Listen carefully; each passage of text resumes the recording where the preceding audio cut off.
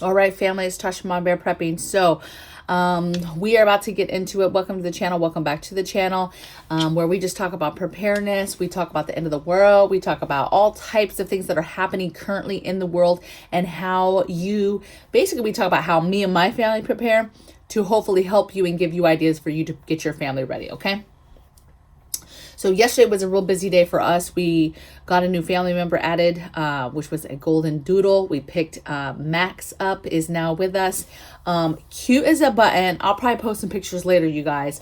Stinking cute. I mean, cute, cute, cute. Okay. This was the promise to kiddos. Basically, it was a retirement gift, if you will. Basically, we just needed to get to over the line for retirement, and then we could do things like this. Okay. So that's what we did all day yesterday. I don't know what you guys have been doing, but that's what we did too. Not everything is about prep. That's a lifestyle. So that's just everything we do throughout the day has to do with that. But let me tell you, it doesn't come that easy to a lot of people. I get a lot of DMs, a lot of emails, a lot of questions, inundated with information, and inundated with people mostly asking me how to do things, when to do things, what do I do before, what do I do after, what happens if this happens, what happens, just a ton. And sometimes I'm overwhelmed. There's just too many people asking me questions, individual questions. And so I try to cover those in videos where I can. A lot of times I've done a video already and I'm able to just copy and paste it and send it to the person. But a lot of times, and sometimes I have time and I'll write out a big old paragraph email answering the person, but it's hard. Okay. So if you've emailed me, asked me questions, just know that it's a lot of you guys doing that. And so I don't always have time. So let's get into this topic then that has to do with panic buying. We know that the panic is going to set in once the food really starts to take a dip in the productivity of what is being shown to us, like on the shelves, right? When the majority of people start to see the shelves start to really take a dip. I mean, to me and my folks, it's already taken dips here and there. However, a lot of people are not going to see that until it's much worse. Okay. So when that happens and when the panic happens, I get a lot of questions about what to do, how to prepare, how to get ahead of that, whatever. So I'm going to walk you through what to do prior to panic buying, what to do during. So once it's ensued, what should you be doing? What's some tricks, tips, things you could be doing to get ahead of people if you're still missing stuff, and then what to do after, right? Some people are like, well, what would you do after it's all gone, right? So we'll talk a little bit about that. Okay. So I have a lot for what you can do now, prior, before, right? And so that's the majority of what it is. It's stacking your food, continuing to hit sales, continuing to hit bulk items, get your staples done, right? Your big fillers, your big staples, get those things done, right? Continue the urgency as far as you don't know when it's going to hit. And so don't be falling back and being like, well, I have money, but I'm not sure. I think I have enough. Don't stop. Keep the urgency. Keep going. Start your garden. If you have not started your garden, that's indoors, outdoors, both, whatever you're able to do with your space. I do not want to hear that you can't do it with your space, because you absolutely do. Unless you don't have a home with walls. Okay. Maybe you're homeless. Okay. Living out of your car. Okay. I get it. But to say you have an apartment and you're not able to do it, to say you live in a studio and you can't do it, that studio has walls, okay? So yes, maybe you don't have wall space because you have a picture up. Take the pictures down and do vertical gardens, okay? I don't want to hear that you can't do it, because you can do it, okay? I could come to your house right now and show you 1,000 ways to be able to grow food or how to do it, okay? And I'm not even an expert, okay? I'm just using common sense of grow up, grow vertical, okay? Another thing is, what did I say? Oh, buy fresh. You should be buying fresh, everything you can get fresh now, and preserving it, right? Your butter, your cheeses, your fresh eggs, your milks, your vegetables, your fruits, meats, all that stuff that's just fresh, right? That you're just used to getting every week fresh. Get that stuff. Keep getting that stuff and preserving it in every way you can. If you don't know how to preserve something, just Google, how do I preserve this? Tell me 5 ways to preserve eggs. Tell me 5 ways to preserve ground beef. whatever, and see what pops up. Maybe it's a food that doesn't, there's not 5 ways to preserve it, but I would venture that a lot of foods do have multiple ways to preserve it. Okay, drying it, dehydrating it, whether it's vacuum sealing it, whether it's freezing it, whether it's pressure canning it, water bathing it, fermenting it, whatever. Okay, there's so many ways to preserve food. Okay, but concentrate on that fresh stuff that you're just definitely not going to be able to get later, right? Breads, things like that. Hit your thrift stores still, right? This isn't just about, this panic is not going to be just food. It's just that food is such an important thing. You need it to live. And so that's the most important aspect. However, it's going to be everything. It's going to be all types of items that you can't get. Okay. So hit the thrift stores, right? See, when everybody finds out what's going on, then everybody's going to start getting thrifty, right? Everybody's going to start do-it-yourselfing and doing projects to fix things themselves, learning how to do stuff themselves. And the thing is now is the time to get the things that you need, right? Prior to everybody realizing, oh my goodness, I need to preserve food. And now you have all these random people trying to get canners, trying to dehydrators, trying to get all this stuff, okay, that you've known about and taken a long time to get and actually start doing. Okay. Garage sales. You should be hitting garage sales. When I go garage selling, I look for certain things. I look for tools. I look any kind of manual tools. It could be kitchen manual tools. It could be garden tools. It could be just regular work tools, right? Around the house, I look for garden stuff, right? I look for planters, that type of stuff. I look for food preservation items, so dehydrators, canners, jars, lids. If they're in good shape, you guys, that stuff's good. And a lot of times those jars, you can get them at garage sales for 5 cents, 10 cents, 25 cents. All types of really, really good stuff to be found at garage sales. Not to mention all the other things in life that you need that maybe you go to a thrift store for, like clothes or some jackets or cold weather gear or like that type of stuff. So super important to just pay attention, go to garage sales, go to thrift stores, be doing that stuff and being thrifty now. And then I would say one of the most important things that you can do right now is build your ration plan and talk and start to communicate with your local farmers and your local vendors now while you can. Get to know them now, okay? Lock in contracts if you can now with them for meat, different things like that. If they're still going after some kind of collapse or some kind of, initial panic buying and they're still producing, they're going to maybe have to shut off from the public, right? But they might still honor contracts and orders that they already had in place, right? Their regular orders. Hey, we're good for a half a cow. We're good for this. Whatever it is, right?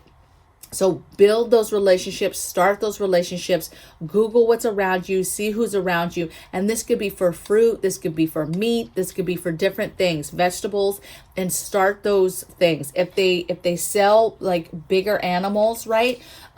Get those contracts started with them so that, and hey, maybe if it goes left, then maybe it goes left and they're not able to sell stuff too. However, I have a feeling that they're going to honor the people that they've already had contracts and have been standing customers before they're just going to leave it open to the public. Okay.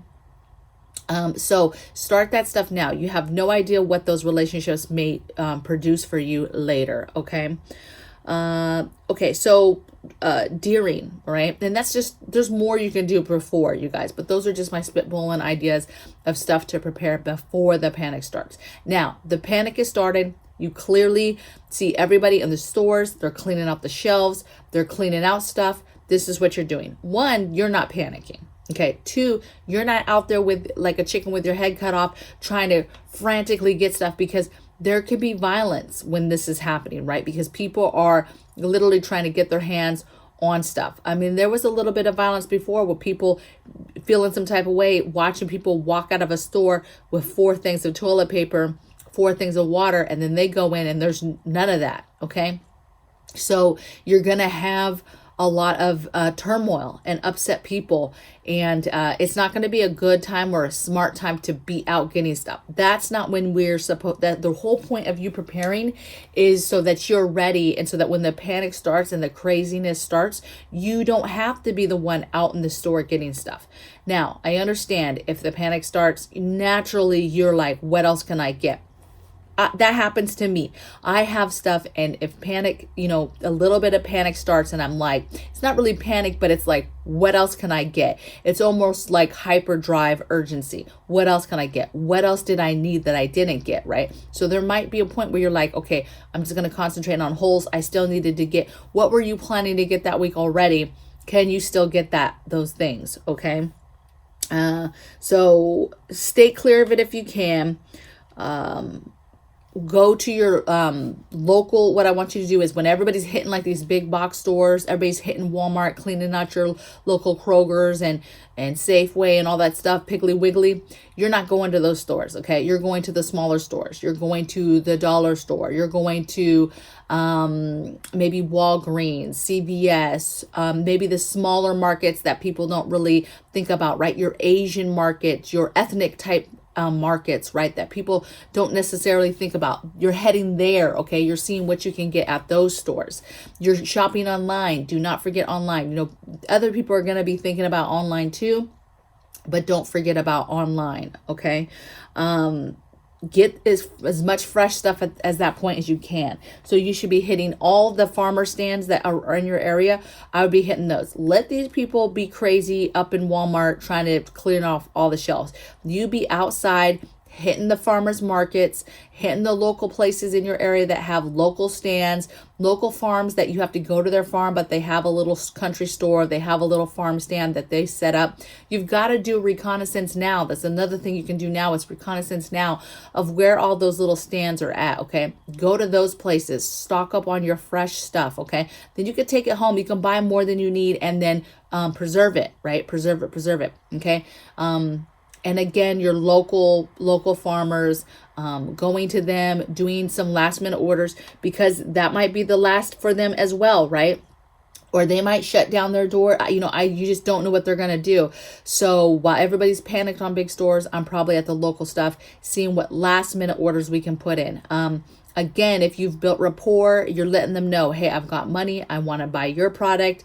Everybody's going crazy. Can I put in an order? And if anything, hopefully you get in a last order, but maybe more. Okay. So that's what you're doing kind of during. You're not out in this stuff. If you have to get something that you just realize you don't have, and you just start to be like, I needed that, and it's not something you can order online, and you're just like, I got to go out and try to get it. And then, of course, try to get it, but try to stick with the small stores. Try to stay away from the masses, the crowds, because that's going to be, it's just not going to be cool at all. Okay. Over the last couple of years, we had areas of the country that went through this, right? They went through some sort of roller coaster of stores, and some stores completely cleaned out. My local store in California where I lived was completely cleaned out, and it was a nice area, you guys, very nice neighborhood. And I remember going and being like, holy smokes. Like, if you've never seen a large grocery store, like totally cleaned out, like shelves cleaned out, like I went down aisles and I was just, first of all, the line was around the store. Okay. Because people had cleaned it out, but they were in line now with these big grocery carts full of food waiting to pay. And so I'm walking down the aisles. There's not that many people left in the aisles because, you guys, the food is gone. Everything is cleaned out. I'm talking about there's 1 or 2 cans of different stuff, and it's just wild stuff. Like, I'm not eating that. I can't even give you an example, but it was atrocious. Okay. But it was eerie. I think that's a good word. It was very eerie how I felt seeing all that food gone, okay? And seeing the big line of people, but then imagining all the people behind me that were hoping to get food and didn't get any, right? And how I felt knowing I did have some food at that point at home. Now we were still in, so we weren't like super stockpiling, you guys, because we PCS and things like that. So we had kept that part down a lot, right? We had kept a lot of stuff here in this house in Washington. And so there physically, we didn't have, we definitely had food, okay? But it wasn't like what we have here in this location, right? And so it was eerie. It was very eerie, and it was beyond, toilet paper for that store, right? It wasn't just, oh, I can't find toilet paper, right? It was crazy, okay? And towns right over, weren't like that. The stores weren't cleaned out like that. So it was sobering to say the least, okay? After it's said and done, like in a moment like that where you realize all the stores, and the problem this time is it's going to be more than just onesie twosies. It's going to be a lot, okay? The majority are going to be either taken down to bones or kept at and way down, like 25%, 30%, something extremely lower where people notice that there is extreme rationing and limiting from that store. I don't know how, but at this point it might be a federal thing. But those stores are going to have to figure out how because they're going to want to make it fair for as many people as they can. And they know, oh, you can do a limit, but then that person can just come back later and get some more, right? And so how do they limit and make sure that they're being fair? I tell you what, one thing will happen though is the food that's left, that's inflation like crazy, because part of it is they don't want that food to run out, and so they're going to inflate it so much that people can't just come in and clean it out. Now the problem is there's people that make tons and tons and tons and tons of money that could potentially be like, no, I could afford to clean this out even with your inflated prices. So it's going to be very interesting to see how it develops and how it happens, but and what it looks like, right? Like, is it totally bare, or is there a certain percentage that's maintained? And what's the price? And is it something that we can even afford? Okay. Afterwards, so you're gray manning your food, right? Meaning you're not cooking outside. I'm not barbecuing outside and letting the whole neighborhood smell what I'm cooking. I'm not cooking with doors and windows open with seasoned food that everybody in the neighborhood can get a whiff of everything I'm cooking. I'm cooking quietly. We're seasoning after the fact. It's almost like grid down, right? I'm just not flaunting our food, right? We're not sending our kids outside with ice cream cones so people can see it. We're not leaving no garages open where people can see anything. First of all, there's nothing like that in my garage. Like, you're not going to be able to just see some stuff, okay? But it's going to be, you're going to need to be much smarter with your food. When you get stuff and procure stuff, it's going to be scary. You need to be careful what you let people see. So you need to go gray man now when it comes to getting food, bringing food home, cooking food, letting people see food. If you have anybody that comes in your home, letting them see food, any kind of workers, maintenance man, they cannot see your food. They cannot see your preps. Do not let them see anything. And I got ideas if you're like, oh, I have an apartment, they have to come in on a regular basis. There's a lot of things you can do to hide that stuff so that they can't see certain things, okay? But do not just be letting people see all types of food in your home, okay? Hopefully at this point afterwards, you've established a relationship so that you can continue to have some sort of food that you're able to buy from local farmers. And you're continuing to cultivate that. Maybe at this point you're asking them, what is it that they need? You're really reiterating that you want to continue to be a customer of theirs. Okay. And so hopefully at this point you're still having that as an option. Okay. Some kind of local stuff. If the stands are selling, fresh fruits and vegetables, you're hitting those up, right? If the stores are empty, they don't have that, then you're hitting up your local fresh fruits, vegetables, whatever you can do, okay? And then you're implementing your ration plan, right? At this point, you don't know when things are going to come back, when levels are going to be anywhere close to normal. It could last months, it could last years. So you need to really, really prepare. But when it happens and it's done with, you need that initial wave. You might have more waves of this, right? Where it happens and then, food comes back a little bit and then it happens. There might not just be all like one day and that's it. And it's the whole country in one day, right? And it might be waves in the sense of it's happening in different parts of the country in different time periods, different dates, different months, right? Not all at the same time, same day, okay? But you're going to have to be thinking about what if it does not come back, and making sure that whatever food it is in your house, whatever items you have in your house, right? This is not just food, that you have a plan for rationing and making it last for as long as it possibly can. Okay. Making it, and this is sad because you're going to have families that are, let's say they have a little bit of food in their house. They go about business, right? They're panicked, or they notice what's going on, but they're not panicked totally because let's say they had just bought 2 weeks worth of food, right? It's payday. They had just bought 2 weeks of food. Things get crazy and they have the 2 weeks, but some people are going to continue to eat the same meals and the luxury things, and they're going to continue to eat it in the pace that they normally would, right? 2 weeks worth of food, and just be assuming that, hey, the stores are going to be restocked, will be fine. And maybe a little bit of them is concerned that the store's not going to be stocked, but they're like, we're going to go about business, right? They're not willing to even think that far that it could get bad. And then they blow through that 2 weeks, like, okay, I'll get more food in 2 weeks, not realizing it might not be there. Okay. Whereas if they were thinking it through, thought it through, knew, hey, there's a chance this doesn't come back, you could stretch that 2 weeks to possibly 4 weeks, 6 weeks. Okay.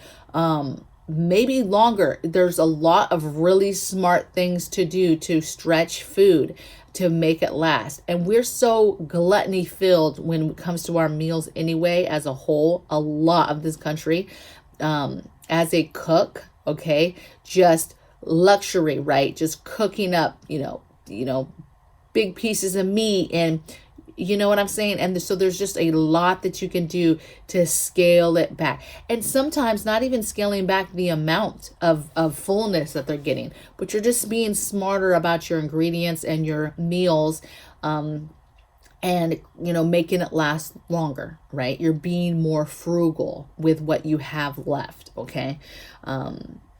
I think that this is a pretty scary thing because we really don't know how bad it's going to get. But I think that there is a ton of stuff that you can do now, right now, today, to get ready, right? To prepare for whatever this ends up looking like. You and your family will be prepared. And I think that you'll be thankful that you did that. I think that there'll be people that call you crazy now that you've had conversations with that will be like, wow, I should have listened. On the other hand, though, you have those family members and those people that didn't listen that now are like, I need this. Mom, dad, brothers, sisters, aunts, uncle, whoever it is that you talked to, right? That have always kind of looked down on you or looked at you sideways or crazy. Those people are going to remember that you were telling them about food, and they are going to assume and know that you have food to some capacity, right? And so being smart about what you let those people see when they show up on your doorstep, and yeah, maybe you open your door and you feed them and you're like, that's fine. Yeah, of course, you're my child. Let's just say you can come and eat. But at that point, you're not letting them really see what you have, right? You're not showing them your cards because you almost have to treat those people like strangers, right? Because yeah, maybe they do believe you full-heartedly now, but if they're not, like, if you don't feel that 110%, like they're ready to get their hands dirty and put in work, and they finally realize, and you can clearly see, they see the writing on the wall. If it's not clear as day, you have to be very, very careful. Okay. I'm not saying turn away family. I'm not saying don't feed them, don't take, but do not show them your full hand. Do not do it. Okay. There's people that I would never say no to, at the end of the day, they're family. And, but they'll never, ever see my full hand, because look at what I do for a living and they still don't want to listen to me. No, no, no. And some of them I've put in some work with. No, no, no. Not going to happen. Okay. So they'll never really be in because, you know, they said that wasn't truthful. And unless you can really tell that they've changed and that they see now, no, I'm on board. What do you need me to do? I'm ready to get my hands dirty. I'm ready to work. What do we need to do? You know, but, you know, I'm not showing them anything. So hopefully you guys got something out of this. Hopefully it wasn't just me babbling. I know a lot of you are like, oh, you'll just listen to me babble forever. I appreciate you. I love that support. I do appreciate it. I really, really do, you guys. Some days it's very hard to do this channel. I just want to you know, do my life. I just want to go about preparing and getting my family ready and doing things with my family just like you.